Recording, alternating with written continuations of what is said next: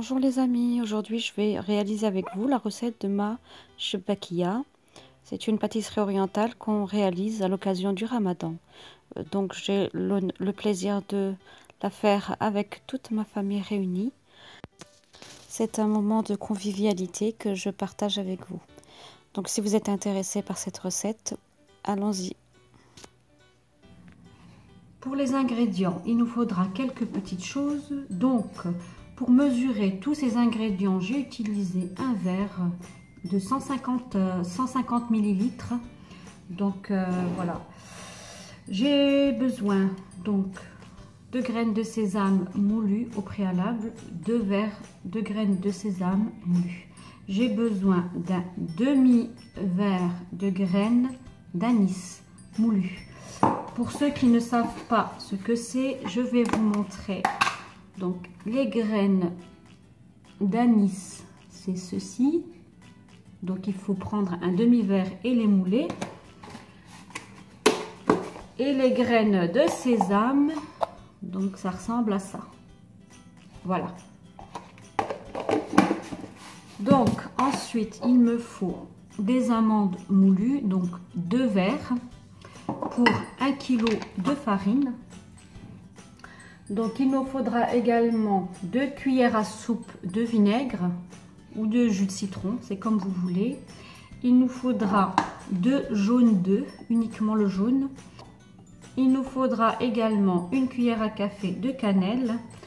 Il nous faudra un verre de beurre fondu, un verre de 2 huiles mélangées, donc j'ai mis moitié huile d'olive, moitié huile de tournesol. Il nous faudra également un verre de fleur d'oranger, une demi-cuillère de colorant alimentaire, donc 1 cuillère de pistil de safran. Donc ça c'est facultatif parce que je sais que tout le monde n'a pas la possibilité d'en avoir, comme ça coûte assez cher. Donc c'est facultatif, vous mettez à la place simplement le colorant alimentaire jaune. Voilà, donc il nous faudra une petite cuillère à café de sel. Donc une levure chimique de 7 grammes. Il nous faudra de la levure boulangère, également 7 grammes. Pour la décoration à la fin, il faudra 2 kg de miel. Et j'ai prévu aussi large pour la friture, il nous faudra 2 litres d'huile de tournesol. Voilà, je pense que j'ai tout dit. Il faut tous ces ingrédients-là, évidemment, sont pour 1 seul kilo de farine. Si vous souhaitez faire plus, vous doublez. Si vous souhaitez faire moins, eh bien vous divisez tout simplement. Voilà. Donc on va passer à la recette. J'ai oublié une petite chose, j'ai oublié de vous préciser qu'il vous faudra des graines de sésame pour décorer notre pâtisserie à la fin. Donc il nous en faudra, là j'en ai au moins 200, voire oui 200 grammes à peu près. Voilà. Donc on va commencer par verser la farine dans un récipient assez large. Donc comme vous pouvez le constater, moi je vais faire ma recette pour 2 kg de farine. Donc je vous ai donné les ingrédients pour 1 kg. Mais moi je vais faire un peu plus. Donc je double tous mes ingrédients.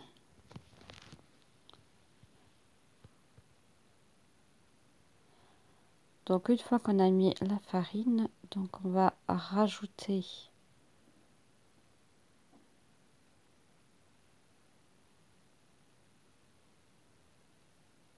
les graines d'anis.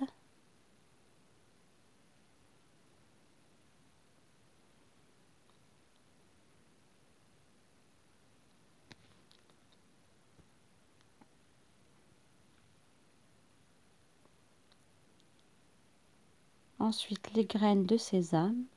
On commence par toutes les poudres. Suivi des amandes moulues.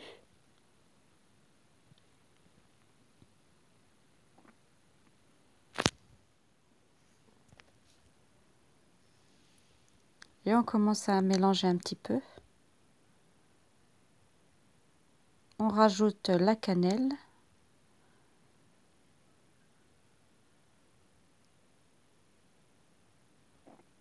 On mélange la préparation un petit peu du bout des doigts.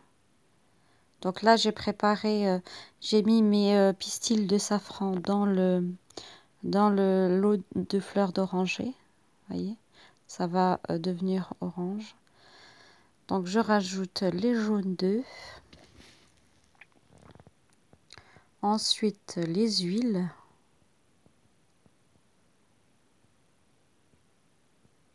Donc n'oubliez pas, moi je fais pour 2 kg, donc je double toutes les proportions.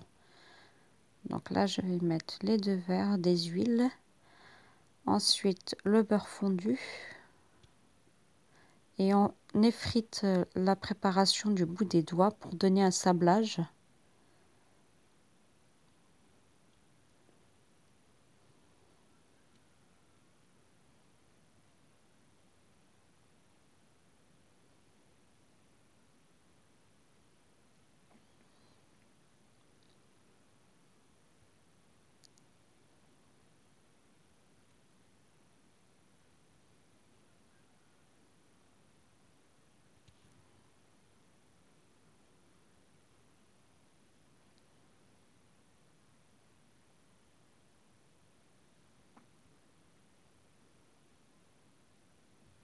Voilà, une fois que la farine est bien intégrée avec les ingrédients, donc on voit que la couleur de la farine a changé.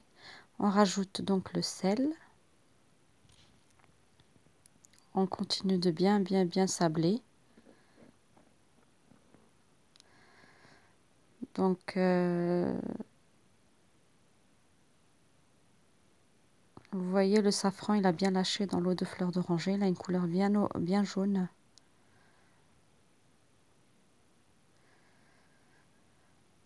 Donc maintenant que on a bien mélangé, on va rajouter le safran, le vinaigre.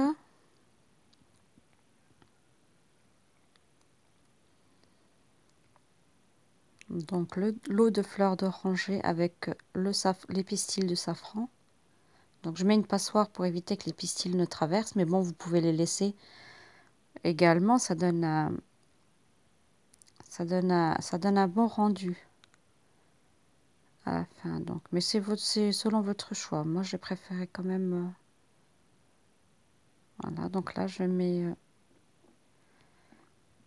l'eau de fleur d'oranger. J'ai rajouté un deuxième verre, bien sûr, comme je double.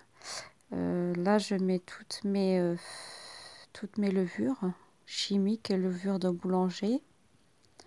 Donc, j'ai doublé les proportions. Voilà la deuxième.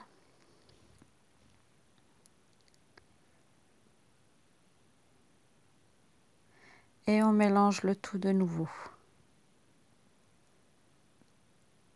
Alors, je vais doubler également mon citron, mon vinaigre.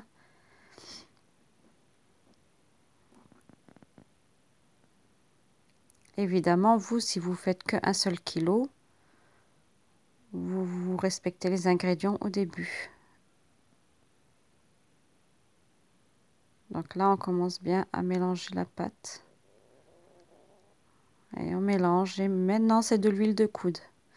Donc là, comme je vois que ma pâte n'est pas très colorée, donc je suis obligée de rajouter donc de l'eau tiède avec du colorant alimentaire ou du safran. Il faut vraiment que la pâte à la fin devienne et une belle teinte jaune.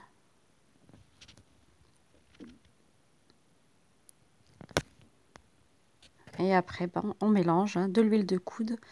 Donc, on rajoute à chaque fois de l'eau tiède. Alors, je ne peux pas vraiment vous donner de proportion pour l'eau tiède. C'est vraiment au compte-gouttes. Donc, on rajoute jusqu'à ce qu'on obtienne une pâte pas trop molle. Surtout pas trop molle.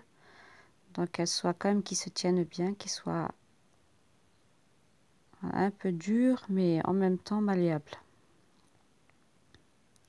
Donc ça, on l'obtient bien en pétrissant. Il faut pétrir. Voilà, vous voyez, la couleur de la pâte est plus uniforme.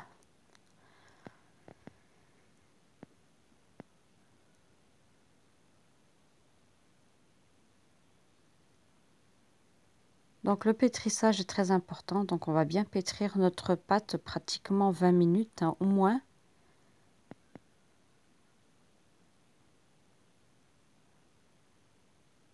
Là, on rajoute encore un petit peu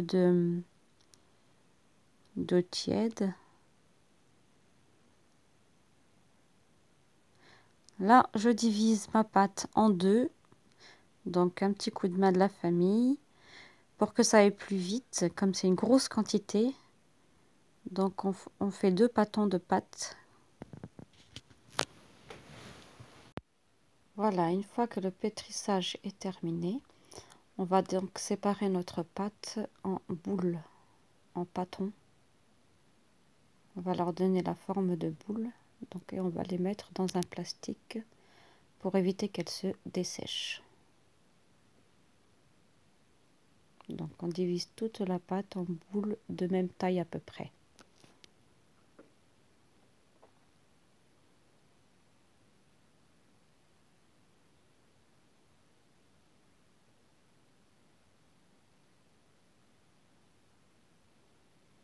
Vous voyez, la pâte est agréable à travailler. Elle ne colle pas.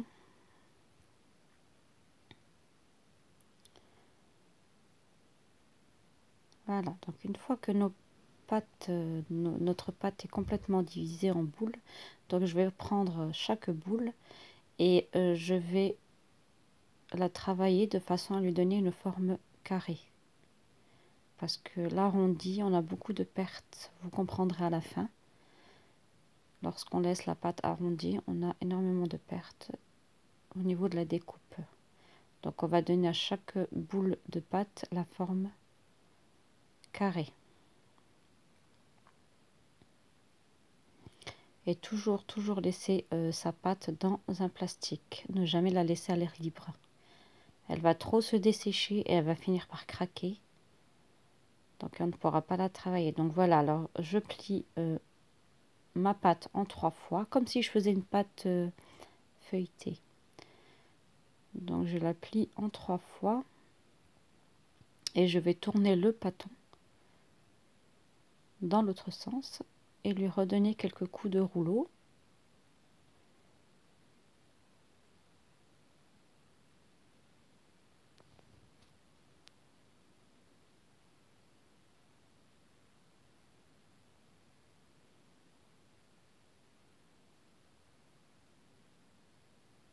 Voilà, donc la partie là qui n'est pas jolie où il y a des plis à l'intérieur.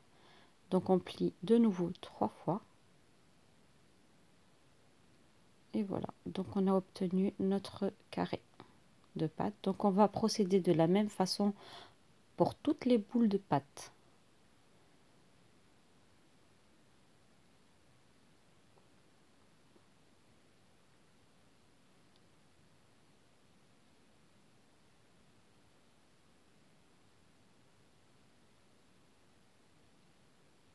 Bien refermer le plastique.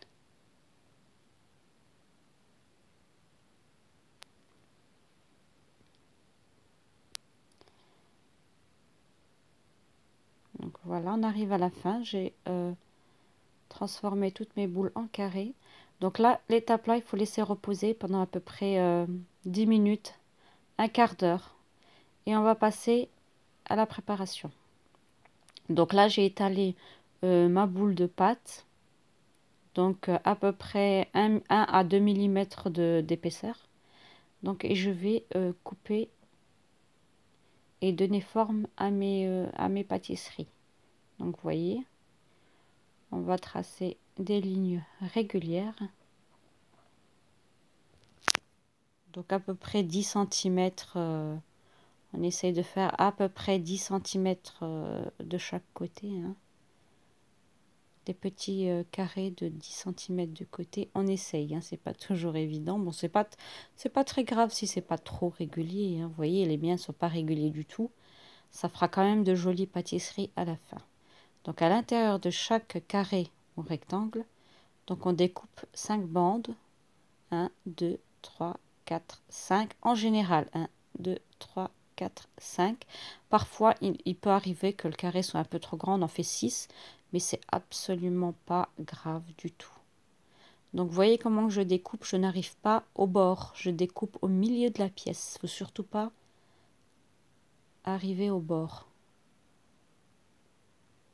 Voilà. Donc, on termine toutes les pièces. Et là, je vais vous montrer comment réaliser le dessin de la pâtisserie. Donc, voilà. Donc, on va séparer toutes les bandes. Vous voyez, elles se séparent facilement. On passe le doigt dessus, dessous, dessus, dessous. Voilà, pour séparer les bandes. Donc là, on va récupérer les deux extrémités. Hop, et les passer en dessous, au milieu. Donc voilà. Et vous obtenez cette jolie pâtisserie. On pince les bords pour pas qu'elle se détache à la cuisson. Donc je vous montre encore une fois. Donc dessous, dessus, dessous, dessus. On écarte bien, on récupère les extrémités, on les soude et on les passe hop, en dessous. Donc voilà, on pince les extrémités. Donc etc. etc. jusqu'à ce qu'on a terminé toutes nos boules de pâte. Donc dessus, dessous, hop, on pince et on passe tout ça à l'intérieur. Et voilà. Donc on pince bien les extrémités de nouveau, c'est important. Voilà. Donc il faut juste un petit peu de pratique, c'est pas très compliqué. Au début ça a l'air fastidieux, mais c'est pas compliqué du tout, du tout. Voilà. Donc les pâtisseries n'ont jamais le même aspect, mais elles sont toutes jolies quand même. Voilà, donc une fois qu'on a terminé, on dispose sur un plan de travail avec un torchon ou un plastique, comme vous voulez, sur une surface propre. Et on laisse voilà, nos pâtisseries se détendre. Ouais, 5-10 minutes, pas plus. Et on passe à la cuisson. Donc là, on a fait frire de l'huile bien chaude avant de jeter les pâtisseries dedans. Il ne faut pas jeter les pâtisseries dans l'huile froide. Une fois que les pâtisseries ont doré des deux côtés, donc on les récupère et on les met dans un récipient plein de miel. Donc pas besoin de réchauffer le miel, les pâtisseries chaudes vont détendre le miel. Donc voilà, et on retourne bien, on laisse tremper dans le miel un bon moment et on retourne les pâtisseries pour qu'elles soient bien imprégnées de miel. Et une fois que ceci est fait, on va les retirer dans une passoire. Voilà, et on va les décorer avec des graines de sésame, tant qu'elles sont encore chaudes pour qu'elles adhèrent bien. Voilà, donc on va procéder ainsi jusqu'à la fin, jusqu'à ce qu'on termine toutes nos pâtisseries. C'est l'intérêt d'être plusieurs quand on fait des grosses quantités. Donc ça va beaucoup plus vite quand il y a de l'aide. Une fois qu'on a terminé, que nos pâtisseries ont bien égoutté dans la passoire, donc on les dispose à ce moment-là dans le récipient final.